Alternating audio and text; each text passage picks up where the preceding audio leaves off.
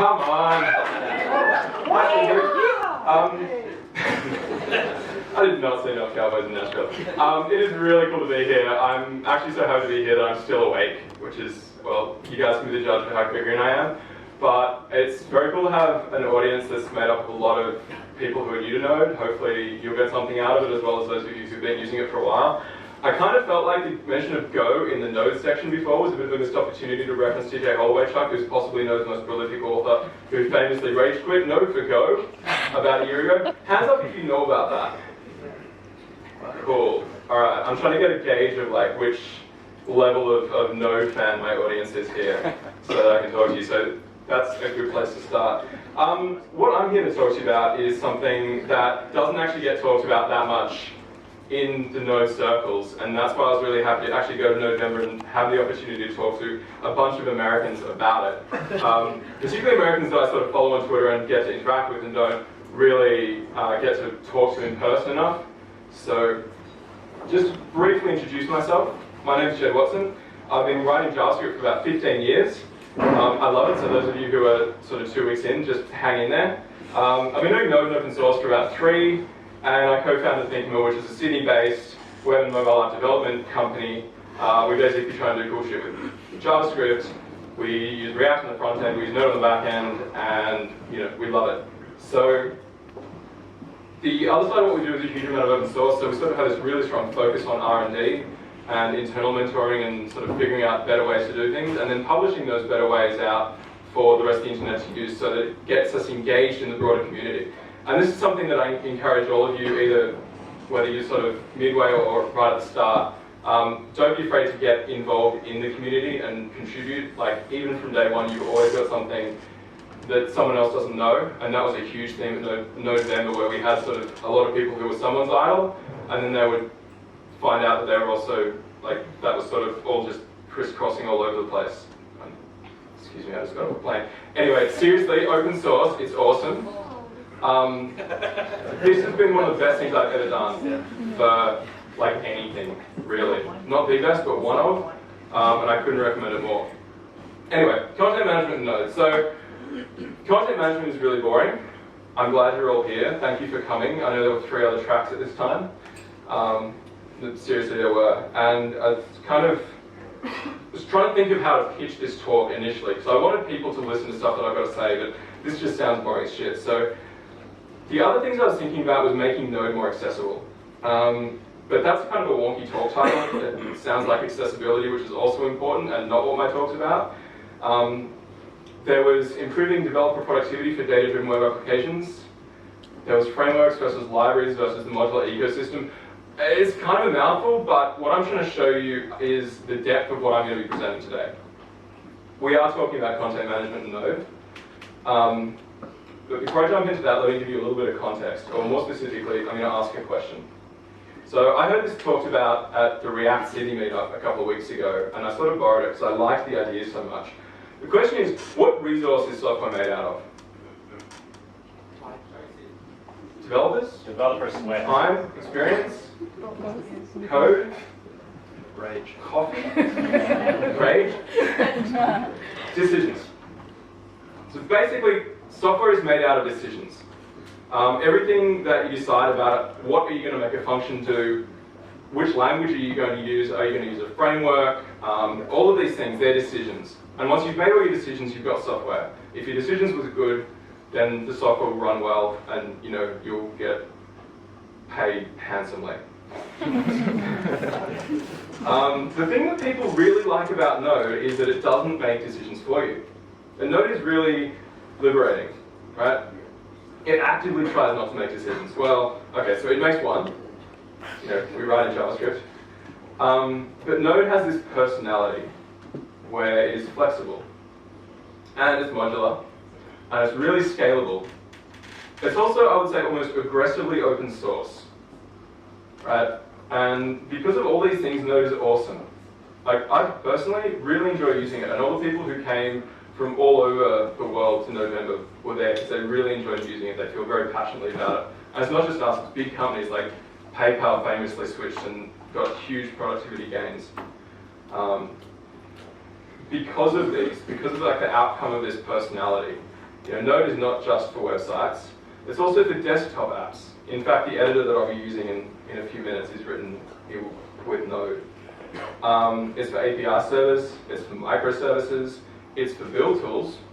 So going from Gulp and Grunt all the way up to Babel and Webpack, pretty much every build tool these days is written in Node, which means even if you're working in another language like Ruby or PHP or Perl, you've still probably got Node involved in your build pipeline. It's also for robots, as we'll be seeing later. It's very diverse, and it's got a lot of good parts. Now, Douglas Crockford was at the conference, so this was sort of a bit of a nod to him. But competition breeds innovation. Who's heard that? Yeah? Okay, I'll explain it. That means that on NPM there's like 200,000 packages, right? And a lot of these packages, they do the same thing. And out of these packages, the really good ones will rise to the top. Everyone was very happy with Grunt as a build process a couple of years ago, and then Gulp came along and just smashed it. Because suddenly everyone realized that it had a better API, it worked faster, and it felt more nodey. It was using streams, which we'll also hear about, rather than configuration files. And we have so many solutions, and we have so many new ideas, right? And this is a serious strength of this community. Like, it's amazing because we have so few decisions made for us. We're able to innovate and compete with each other, and the best solutions just kind of rise to the top. But it also works because we've got common foundations. Things like the error first callback pattern, things like the streaming API, they mean that a package that you have published on NPM will probably work with the package that you published, even though you guys may not know that I might be using both of your packages together, because we've got these common foundations that we all sort of started using and made sense early on. Unfortunately, there's a downside, right? All this flexibility, all these packages. There's a really steep learning curve for complex solutions. I think I spent the first 6 weeks of using Node just trying to figure out how to structure my project. Like, where do my controllers go? I don't even have controllers. No one is telling me anything about how to do this stuff. There are also too many packages. From a discoverability perspective, this is a real issue. It's very hard when you're starting out, when you're 2 weeks in, to look at 200,000 packages on NPM and understand which ones to use, not just because you don't know what they mean when they say they're async or promises, but also because you've got 4 promise libraries, and who knows which one is maintained, who knows which one's fast, there's a lot of competing information. This is kind of difficult, and if you're not trying to think of this when you're starting out, if you just want to do something simple, it's actually going to get in your way. We also have a lot of repetitive boilerplate across projects, and this is something that's been burned out of a lot of the other platforms that we could use for creating websites these days. And limited best practice encapsulation. So, quick look at what this actually means. Let's say we're going to make a website. I've heard Node's pretty good at websites. I went to Node.js.org and found this. Who's used this to make a website in Node? Okay, good. Who's running a website this simple in production in Node?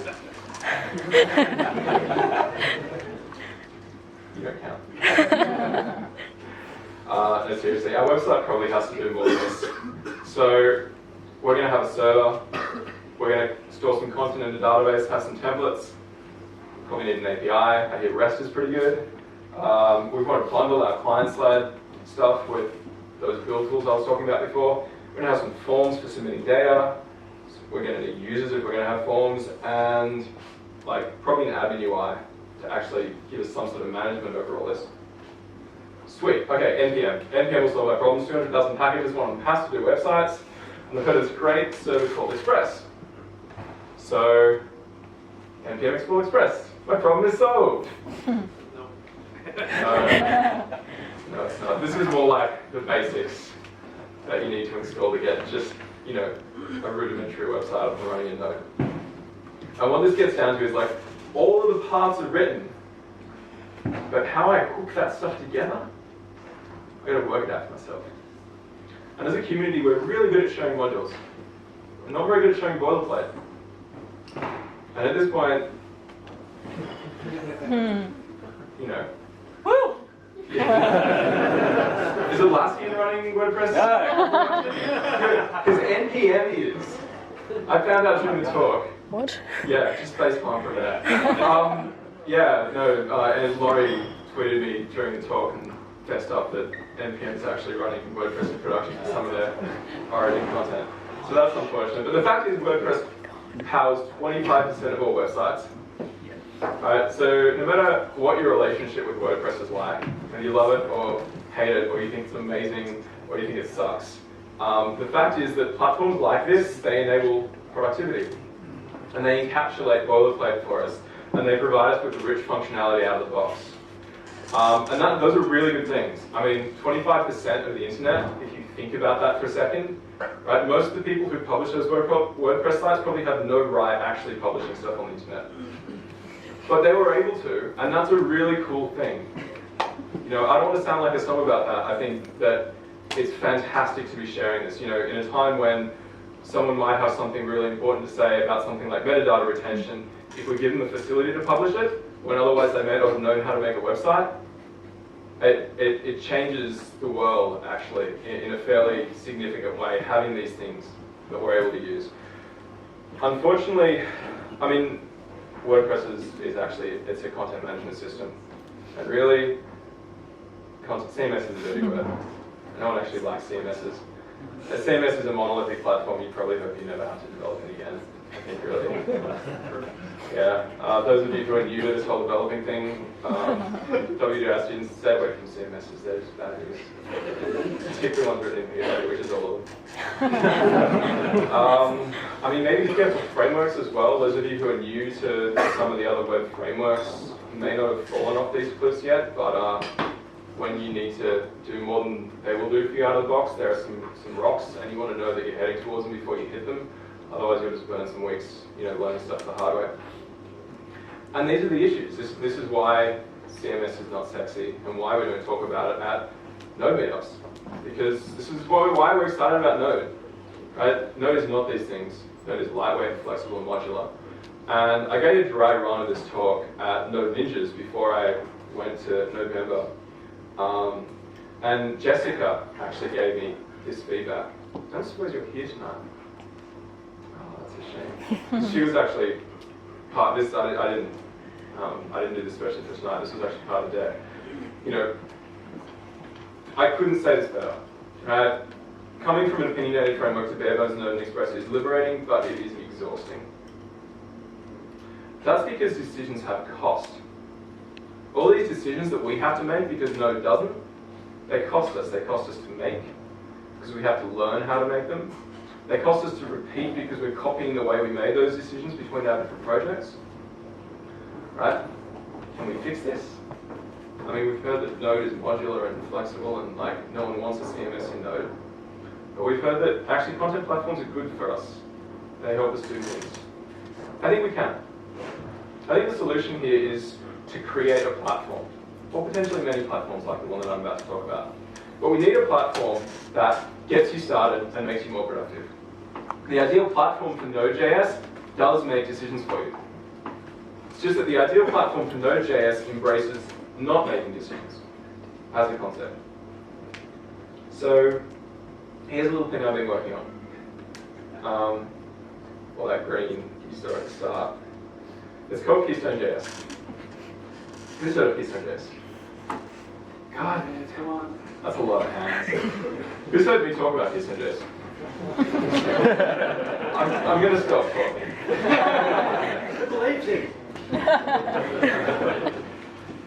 This is, I mean, the question, so, like, it struck me the first time I went to go and mentor at a Node School event, and I was talking to someone about how do I make a website. I believe he's here in the audience tonight. And I was trying to explain Express and middleware, and there were all these complicated concepts, and it was kind of challenging. So these days, I just point people at the Keystone getting started, and it's really easy. So you can install a generator, run the generator, start your project, and that's kind of where it starts. So at this point, I'm just going to take a moment to spool something up. So, man, big, sleeve, right. So, assuming I've already installed this stuff from NPM, Let's create a SYDJS site. Here we need one. And so this is making decisions for us, but it's also letting us make some decisions. And I'm going to run through with all the defaults so I can get to the good part. Yeah, and nope. Yeah, and nope. Alright, now, while that's happening, let's go back to the slides. So the idea is to give you everything you want, everything you need to get started without the glass ceiling that often comes along with it. Basically a platform that supports you from the start through to the future. Having a quick look at where we are. So this was first launched in Sydney as SYDJS with the SYDJS website about 2 years ago. It's now got some pretty good stats on it. This is from the other day. We were like 4,500 stars, over 100 contributors, and thousands of commits. They kind of look like this, so it's been very consistently developed over time. And there's some pretty big websites that are running on it these days all around the world, and my team only made one of these. So other people are using it. But more interestingly, let's have a look at how it works. So the core of Keystone is this rich schema concept. So we have rich schemas that encapsulate our business logic. And into this we plug it, we create an Avenue UI. We also set up an Express app and routing and session management for you out of the box, and database connections and model generations. We've got some stuff to help with form processes and some smart helpers, but specifically I want to talk about these rich schemas. Think about the base concepts that you've got in a database for storing data. So now think about the types that you might use in an application. A select field might be a string or a number, but it's fundamentally an enum with values and labels. Or a date field, which is probably going to be formatted with moment, one of the excellent libraries out of those 200,000. If you're working with dates and you haven't, check it out. It's got probably some max and min values, and it might be a day, like the 18th of November, or it might be a date time, like right now.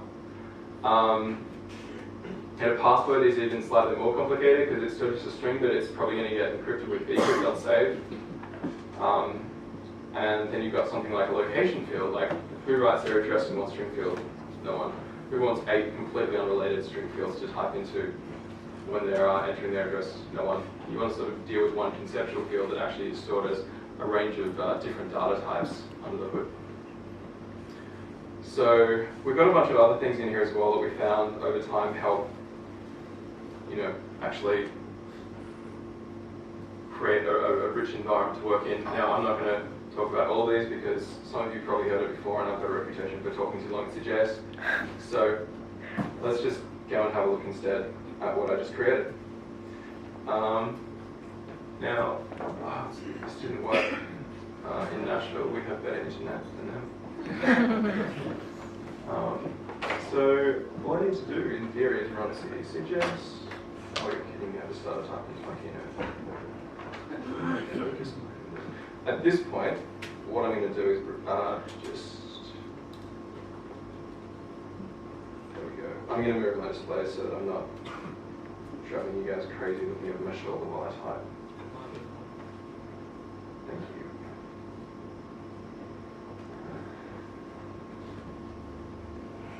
Very good. Start that. Now, one little thing that I've done that you may not have seen before is I'm running a particular version of the generator here that actually opens up the new version of Keystone that we've been working on here, which is rewritten in React. So when I hit this, I've got the start of a site. This is a very simple website. Looks more like what you get out of a WordPress install, or maybe a Rails generator. But it's got some special things about it, including the fact that it's written in Node. So if I sign in quickly. We also have this content management system. And if I come to the posts, I'm just going to say hello world. So some cool things we can do with this screen, right? I'm just going to set it to published. You don't have my published data showing up now. That's because I've got for a rich schema that understands the business logic behind the data. I can also drop that in and link it to my admin user as the author. And this is kind of nice. This is some of the new stuff we've been playing with. So now if I have a look at the website, there's my blog post. And that's pretty easy, I think, compared to any other experience you've got getting up and running with websites on Node. That is probably the easiest. Another rich thing is we could, for example, take a picture of flying into Nashville, upload that. Now I tested my internet and your patience. Yeah, we can. While that's coming up, let's pull up our Node text editor.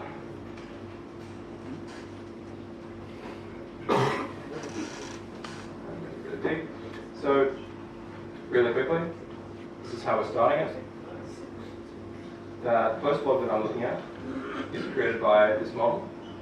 So we're just describing things like a select field and a relationship field and an image field.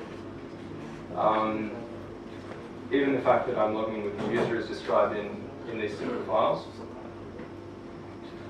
We've got just this little function here binding our URLs to the functions that will respond on each URL.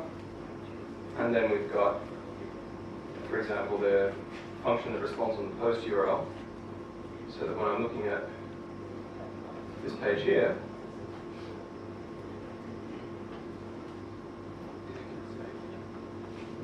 it's been changed. I think it's just my internet. There we go. That's the function responding to it, and this is the template. That is rendering it. So we've got some interesting things going on here. We're actually formatting our dates with moment. That's built right in. And we're resizing our image to 750 by 450. Now, people see this and they're like, okay, that's a lot of stuff. Like, what do I do with it from there? So just really quickly, let's pretend I'm a developer. I don't like using a WYSIWYG editor. And I want to write my content for my blog in Markdown.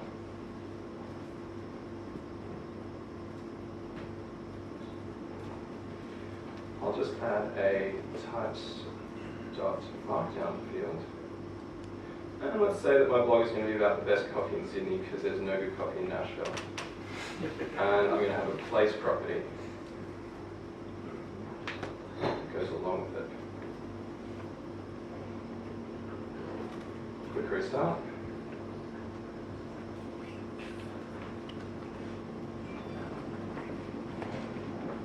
And now, that's a quick restart. Come on. It's browser flying all over things. There we go. So here's our new Markdown field. We can say down metadata. And the data's not good, so we're going to italicize that.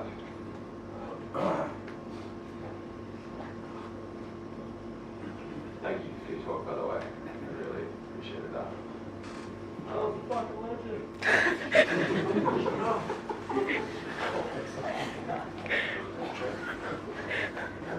So let's put that down.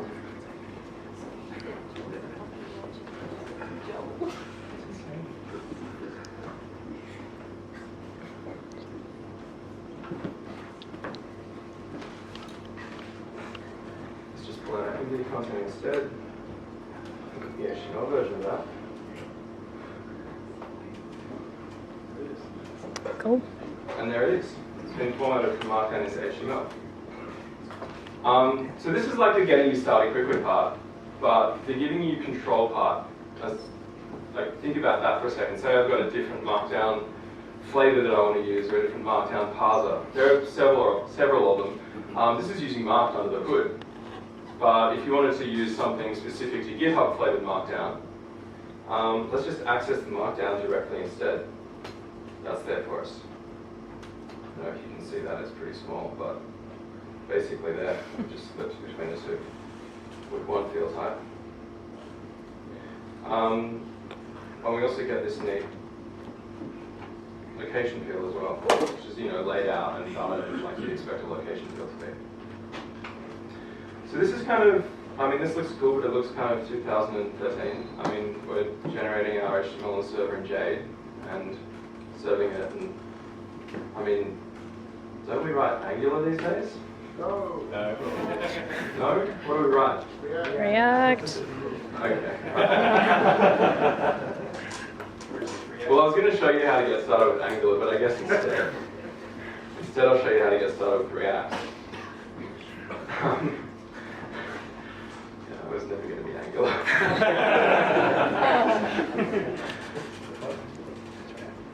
I'm just going to fire up one that I prepared earlier, so I'm not going to make you sit through a bunch more live coding.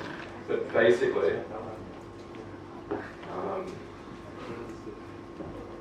here's one I prepared earlier thing. Here's the one I prepared earlier. This is actually my test site, so I use this for testing random things in the new version of Keystone. But I've just booted that up. It's going to log me out. So we're connecting to a different database. It actually looks the same. Yeah. This is like the world's tiniest ant font on my actual screen. So if I make typos, it's because I can't see what I'm doing. I didn't point this out before, but adding fields to a model is really easy, but adding new models is as simple as adding a new one of these files. So in this case, we've got the same user model, but I've added a contact model as well with a set of different fields that I wanted to test.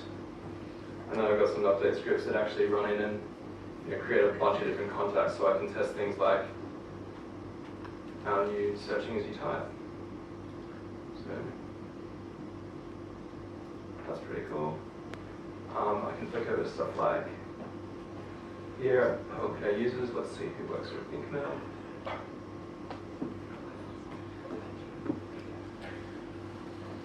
These guys work with InkMail.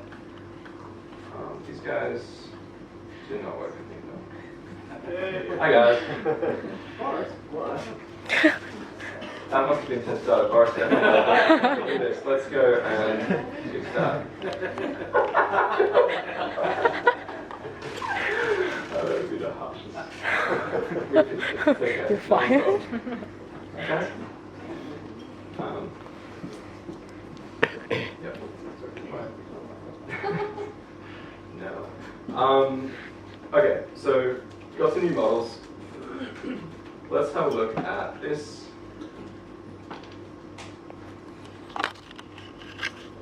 Can you go to my NODEVEMBER URL, and then I'll show you the magical man behind the curtain. So this is really simple. Basically, this is a React app that is hitting a list, a JSON API that's returning the contacts that are in the database. So how I do this, sorry about all the dark and light flicking. Basically, I've got this script is my new boot script. That is still pulling in a very similar route screen to the one that I got before. And if you look at the colors of my GitHub changes, my Git changes since I last synced it, you'll actually see where I've modified my base to add specifically this React example in. So I've created a /API/contacts endpoint. I found the NODEVEMBER path to rendering my NODEVEMBER template. That's really all there is there. I've got set NODEVEMBER template, which loads my NODEVEMBER file from JavaScript. And then I've got that pointed at a little React app.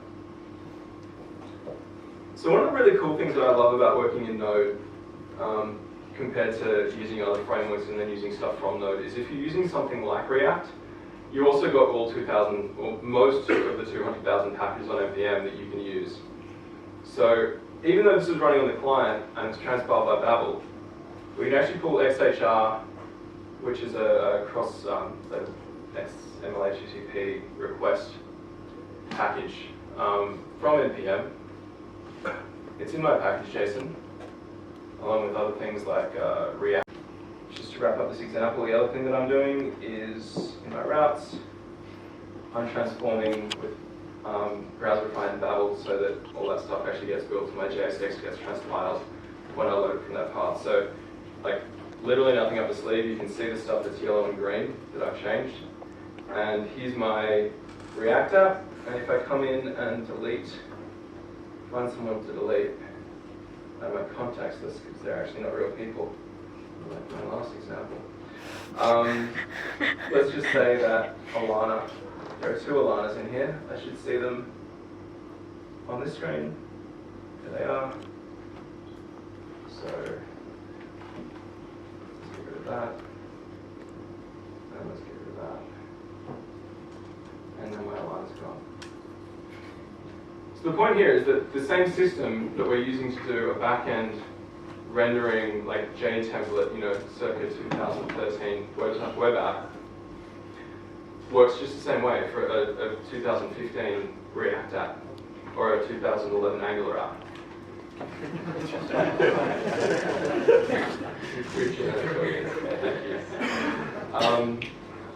But this is because we can actually break it apart and we can replace things. So you kind of get a lot out of the box, but you shouldn't have to keep it. Is my attitude. So I've just shown you the new customizable admin UI that we've been working on. It's like an entire React app. That is shipping this year, probably beta either late this week or early next week, depending on how long I sleep for after this. The cool thing about that, again with this goal of like breaking it down so that you can use the parts that work for you and then replace the ones that don't, is if you imagine that form we were looking at in the admin UI as being composed of a list item and these different field types. And then imagine you can take those HTML fields that you had in our post and replace them with your own custom editor that's just a React component. Without losing the stuff around it, being able to add things either around it or inside it makes for a really powerful admin UI. Also, one of the things that it will do is it'll either give you an Express app for you, which if you're getting started or you don't need anything other than a stock Express app, it'll configure all the middleware and basically everything that you probably shouldn't have to worry about. But importantly, if you do want to worry about them, if you actually do want to do something different, like you want to bind a socket.io server in there, for example, you could sort of flip that on its head and have, go in and initialize different parts of Keystone's middleware and then bind it into your own Express app. Either Keystone's giving you the Express app or you're giving it the Express app. Either way, you can use the parts that work for you. And you've got something that is simple, gets you started, and then just becomes much more flexible and keeps growing with you rather than throwing you off the cliff and laughing at you while you're dying on the rocks. Next year. So we sort of took the approach that a modular philosophy is more important than a modular code base. I was expecting to get lynched for this. It didn't happen. I made it home safely. But we started sort of building this big thing so we could get it done, and now we're going through the process of breaking it down. And I think that's a valid approach for anyone.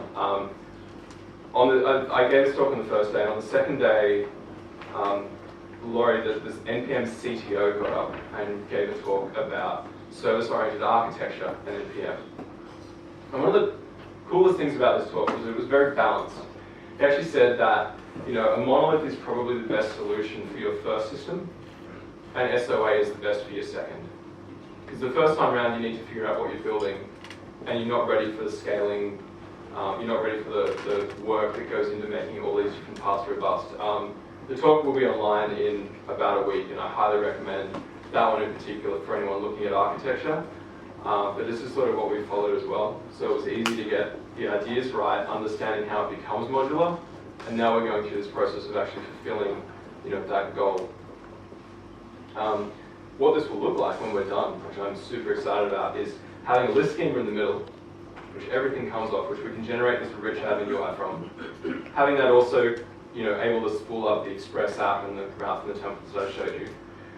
But taking where list schema is currently tied to Mongoose and MongoDB and allowing it to map to other platforms like Kinky or Bookshelf so that you could just rethink DB or PostgreSQL. Also being able to generate a REST API using, for example, the JSON API standard or a GraphQL API. So these rich schemas are a great match for GraphQL, which if you don't know what it is, again, go home and watch videos, you won't regret it. So the idea is it gives you everything you need to get started without the glass ceiling. So you can use it, or you can extend it, or you can replace it on a modular basis. And it's not really a CMS anymore. It's a platform for content management. It's also a platform for dynamic applications. And it's a platform for mobile apps, and React, and Angular, and Ember, whatever. Basically, it's a platform for Node. So we start talking about a CMS. We start talking about a platform for Node that actually helps it make it more accessible. And it's not just written in Node. There's a few CMSs out there that are written in Node, where Node was the language that was chosen, but they sort of don't in any way encompass the ideology or the community or the ecosystem of Node. This one is written for Node, which is a big difference. So, help. Basically, this is a broad thing. And I'm not just talking about Keystone anymore, but this concept that by addressing these big scary problems like let's make a CMS, we can actually make this platform, which I love, more accessible to people who are getting started, and more productive, and more of the kind of tool that a company like NPM can use when they want to put a website online. Use this stuff, use Keystone, give us feedback, it's open source, it's MIT, there is no commercial interest in this whatsoever. And contribute to it if you can, either issues or ideas or implementations, or just help promote it. I think the hardest thing that we've faced so far has been this slow and steady build-up of users. Like all of you could go and start today, or you could tweet about it, or you could just try it out and recommend it to someone. I'm not asking this because I want personal promotion, but because we're on a mission to make this platform that we really enjoy, something that is better for everyone as a whole community. And the more work that's done like this, rather than just sort of sitting there listening to it and going home, if you actually engage with it, it gets better for everyone. And then we'll have a better platform for the next group of people who are here in a year's time who've been working with JavaScript for 2 weeks. So, thank you.